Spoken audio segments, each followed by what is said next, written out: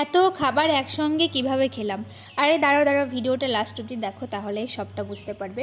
তো কিছুদিন আগে আমরা স্কুল ফ্রেন্ডরা মিলে, মানে সবাই যেহেতু এখন যে যার কাজে ব্যস্ত, অনেক দিন পরপরই আমাদের সবার দেখা হয়, তাই হুট করে প্ল্যান করলাম আজকে সবাই মিলে রেস্টুরেন্টে যাওয়া যাক, আর কিছু খাওয়া দাওয়া হবে, সাথে গল্প হবে, অনেক আড্ডাও হবে।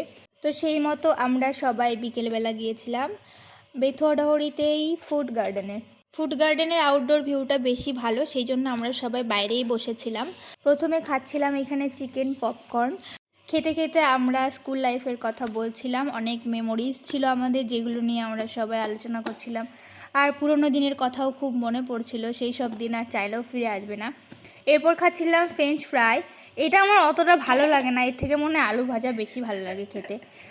এই যে আমার সব বন্ধুগণ, তারপরে আমাদের মেন কোর্সে যা যা অর্ডার করা হয়েছিল সেগুলো চলে এসেছিলো। এখানে ফ্রাইড রাইস ছিল, চিকেন কষা ছিল, বাটার নান ছিল।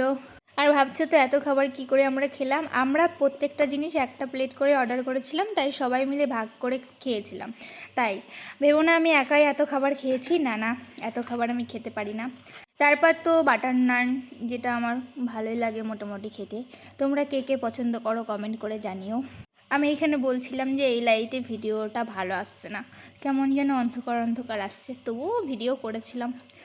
আর আমি ভয়েস ভিডিও করি না, সেগুলো যদি নিজেরটা নিজে শুনি কি লজ্জা লাগে আমার, মানে কেন জানি না আমার সাথে এরকম হয়, নিজের ভয়েস শুনলে ফোনে তখন খুব লজ্জা লাগে। তোমাদের কি কারোর সাথে এরকম হয়? আমার কিন্তু খুব হয় সবসময়। আমার সামনে যদি আমার ভিডিও কেউ অন করে, তাহলে আমি বলি আমার সামনে চালাস না, দূরে গিয়ে চালা, যাতে আমার কানে না আসে। এই বলতে বলতে দেখো আমাদের খাওয়া প্রায় শেষের দিকে। এরপরে ফ্রাইড রাইস খাচ্ছিলাম, আর ফ্রাইড রাইসটা দেখতেই পাচ্ছ, কর্ন, মটরশুঁটি, অনেক সবজি দিয়ে বানানো হয়েছিল, ভালোই হয়েছিল খেতে। এইদিকে খাওয়ার পরে আমি তোমাদের সবাইকে আমাদের সবার প্লেটগুলো একটু দেখিয়ে দিলাম যে আমরা কতটা খাই। আর রাতের ভিউটা আরও সুন্দর লাগছিল, চারিদিকে লাইটিং জ্বালিয়ে দিয়েছিল, বেশ সুন্দর জায়গাটা। তোমরা চাইলে যারা বেথুয়াতে থাকো আসতে পারো, আশা করি সবাই একবার দুবার করে এসেছো। বাড়ি আসার পথে খেয়েছিলাম আইসক্রিম। আর এই যে এত কিছু খেলাম, এগুলো আমাদের ট্রিট দিয়েছিল আমাদের সিআরপিএফ দাদা রাহুল।